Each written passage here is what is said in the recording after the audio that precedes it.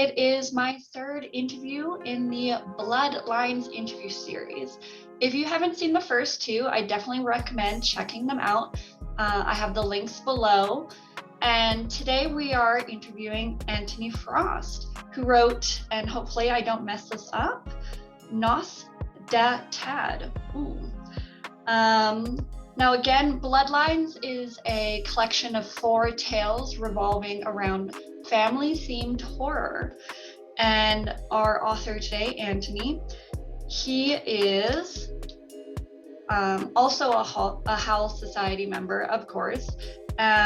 He's from, wow, I should have practiced saying this one too, Cambridgeshire. Cambridgeshire. I was not close, in England. He lives with his wife and innumerable spiders. And when he's not writing or reading, he can be found out in the fens poking things with sticks. And you can find him on Twitter at Antony R. Frost. Well, good afternoon, Antony. Good morning to you. Yeah. Thank you for coming on and letting me interview you and correcting my terrible pronunciation. My pleasure. To start off, so Nos da Tad is your debut novelette, which is appearing in Bloodlines. Can you tell me what language that is? Oh, that's Welsh. Welsh, okay. Yeah. And what does it mean? It means good night, Father, basically. Okay. A little sinister start here, or comforting, I guess. If you're not reading horror, it could be actually something nice. But Yeah. so, can you tell us a little bit about how the Bloodlines project started? Well, it started because 2 of the guys, I think it was Carson and Alex, they just had novelettes that they couldn't sell. And they just decided to publish them together with a couple of other guys. And both their novelettes happened to be about family. So the other 2 of us wrote novelettes about family. We just decided to do it, just thought it'd be fun. How long did it take you to write this one then? Because I know I was told this was about once you hit when Bloodline releases, which will be on January 11th, 2022. Pre-orders available on Amazon now. It's a 6-month process, which in the publishing world is a pretty quick timeline. Does that include you writing this novelette? It does, yeah. So I started writing this at probably towards the end of July, maybe beginning of August, and I finished it at the end of August, early September sort of time. It was about a month to write it. Okay. But, yeah, a little editing afterwards, but not much. All right. And what was the process like working with 3 other authors to collaborate on this project and bring it all together? Yeah, it was really interesting. I'm like the newbie of the group, so the other guys have a lot more experience in this kind of thing. So it was a really good learning experience for me. We developed quite a good group dynamic quite quickly, I think. We worked well together. It was really good. I would definitely do it again. I think we will be doing it again next year, probably. Okay, so there's a possible Bloodlines 2 in the works. Possible. I think we'd do a very different theme though. Yeah, that makes sense. Yeah. Did you come across any challenges, or you said you learned a lot? Like, did you want to mention any key takeaways you got from this experience, since you mentioned you're kind of the newbie in the group? Well, for me, the biggest takeaway was probably just how much of getting your writing in front of people has nothing at all to do with the writing. There's, stuff to do with, cover design, marketing, all the networking stuff, like getting people to read it, like reviewers and getting people to blurb it, all that stuff. There is so much in this process that has almost nothing to do with the words you're putting on the page. I think that's something important to think about if you are going the sort of self-published indie route. Like, you can't just be good at writing, you have to be able to do all the other stuff. Okay. So, again, your novelette, which is your debut one, is Nos da Tad. Can you tell us a little bit about the story and what it kind of is about? Yeah, so the story opens with the main character Owen receiving a phone call informing him that his estranged father has died and that he has some inheritance that he has to go to where his father lives and deal with that. And basically, as the process goes on, as the story goes on, he discovers a lot more than he ever wanted to know about his father, who he has never actually met in person. Okay. I know when I read it, I really enjoyed it. I don't want to spoil anything, but fans of cosmic horror, I think, will find something that they will like about this one. I think it's an accurate statement without giving anything away.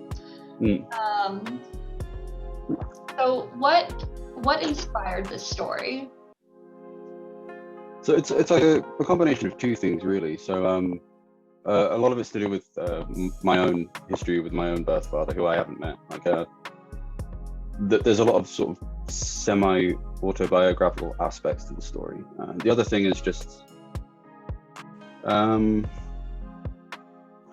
so there's a concept in Gnosticism, which is like a really old school Abrahamic religion, sort of offshoot of Judaism and Christianity. They believe that the material world was created by something called the demiurge, which is inherently an evil being, like a Satan-like figure, but with the powers of God, essentially. And then there's another good God above that. So this is like basically like that, but if there's no good God above that, like I wanted to play with that idea that maybe the universe is inherently malevolent. If people found out, like if there was a group of people that knew, what would they try and do? And what would that do to, what are the ethical implications of living in a world where it's really nothing matters and the universe itself, up to and including the atoms that compose you, are actively wanting to destroy everything? Oh, definitely feels that way some days. Yeah. So one thing I really liked about your story were how strongly written the characters were. Like, obviously I mentioned this when I was DMing you. Your sister was one of my favorite characters.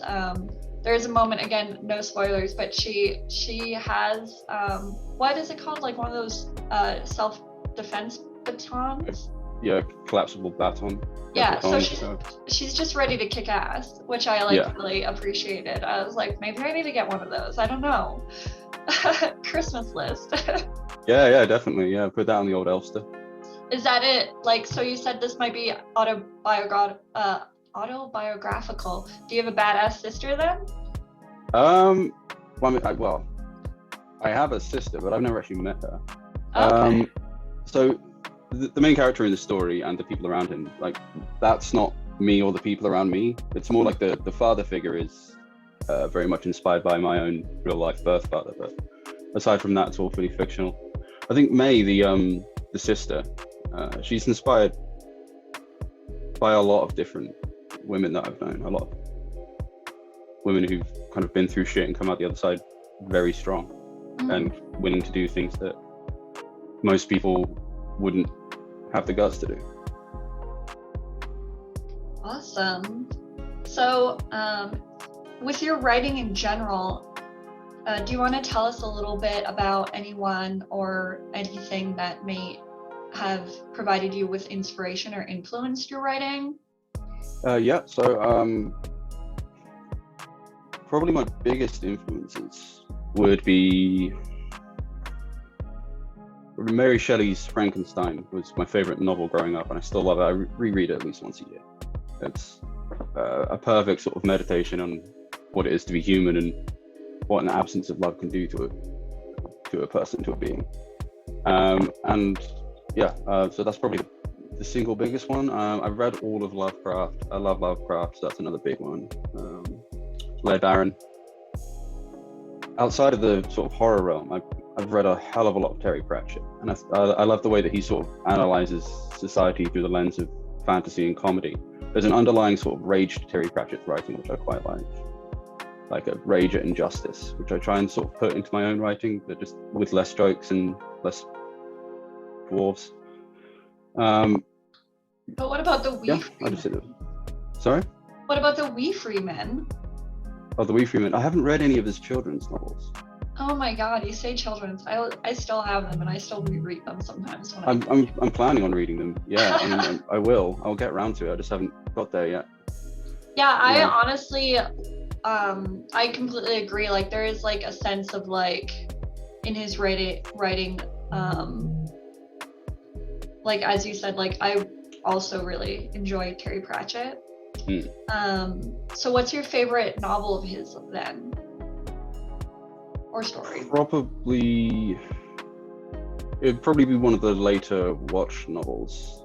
Perhaps either Night Watch, which isn't that late really, or maybe Snuff. Okay. And how about Lovecraft Lovecraft.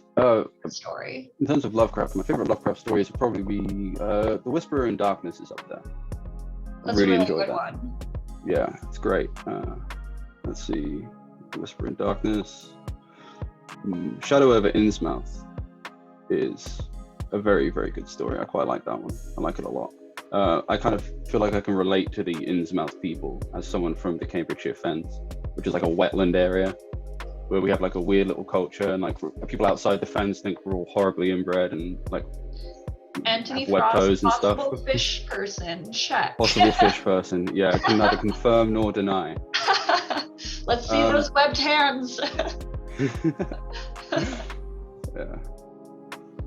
So I'd say those two, Whispers in Darkness and Shadows over Innsmouth, would be the two big ones for me. There's a lot to like in Lovecraft. There's a lot to dislike about the man, but the fiction is great. Yeah. Well, most of it. We won't talk about Red Hook, but yeah, probably best to leave that one aside. Yeah. So why don't you lay out what your writing process is like? Oh, my writing process. This is quite an interesting question because again, I'm kind of new at all this. I don't know that I have like a really well-defined concrete process yet. Broadly speaking, generally the way I write most things, I mostly write short fiction, is I will do like a zero draft first rather than an outline. So I just write out what happens in the story, just in really basic terms. I write down important dialogue, and basically I'm just trying to follow the character around, see what happens, essentially. Like there'll be a lot of stopping and starting and exploring different routes and seeing what I feel the story should be before I actually write like a full draft and fill in a lot of details and stuff like that. Yeah, it's just iterative drafts, just writing again and again until it's something that I feel like I can share with someone else. Try and get as much feedback as possible. Well, what about your environment? Like, do you need complete silence? Do you put on mood music? Do you go outside and write? Or do you need to be like alone, around people, background noise? Oh, I tend to be pretty easygoing with it, to be honest. You know, as long as I've got a lot of my writing actually is done like on my phone at work during breaks and stuff. You know, I work full time. I've got other stuff going on. I don't have like the greatest amount of spare time. But when I can sit down and have like a proper writing session with my laptop, I'll either be here at my desk or I'll be downstairs on the sofa, splayed out depending on how hard of a work week I've had.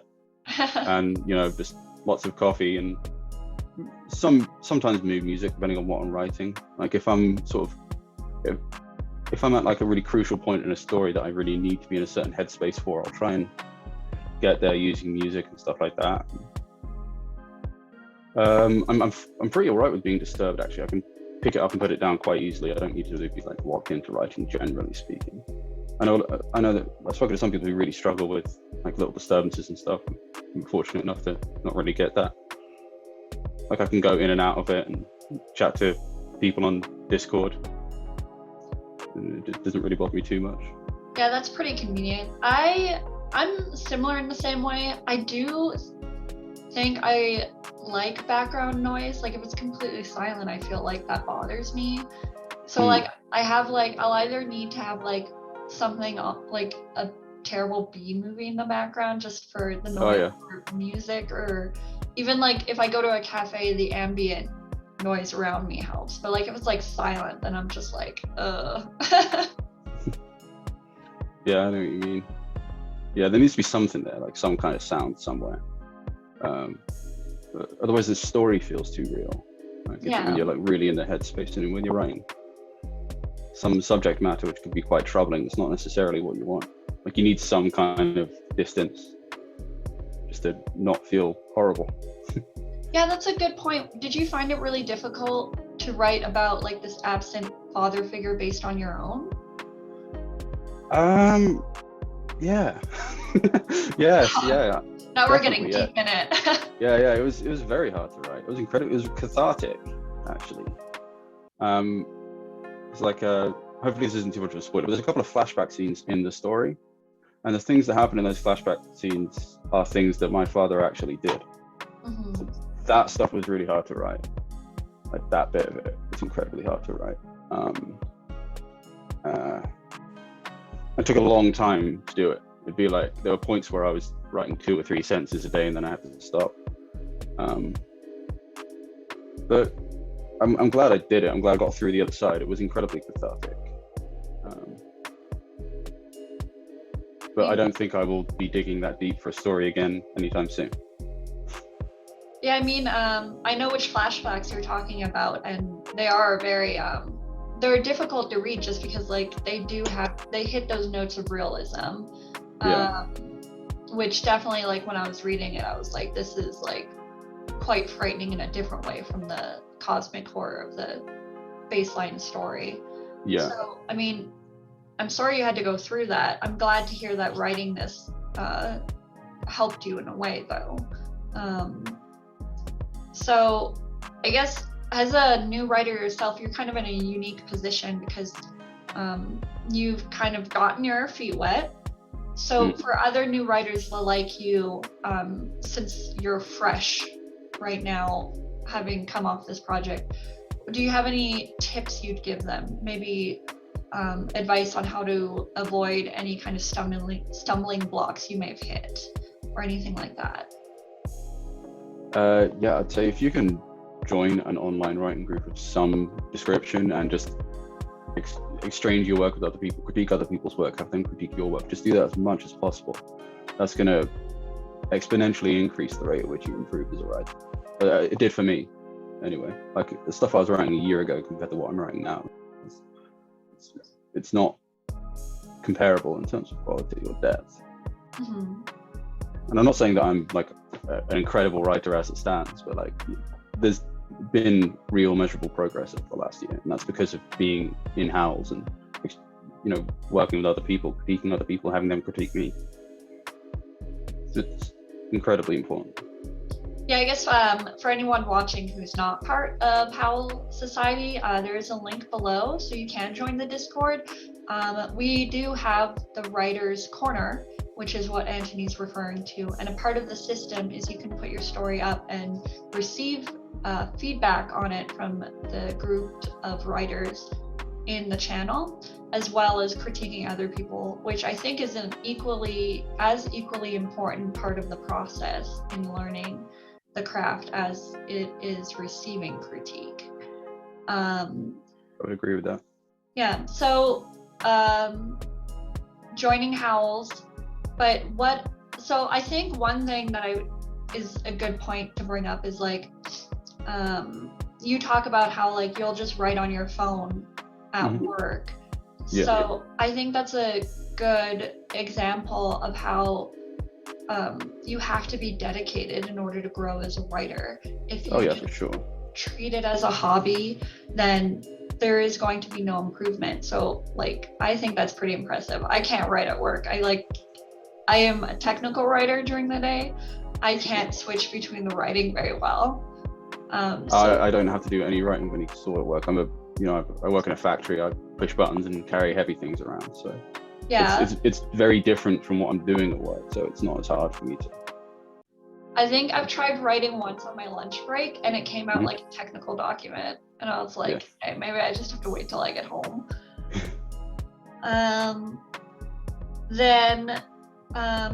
So this is again, Nos Tad is your debut novelette, which again is coming out at Bloodlines, January 11th, 2022.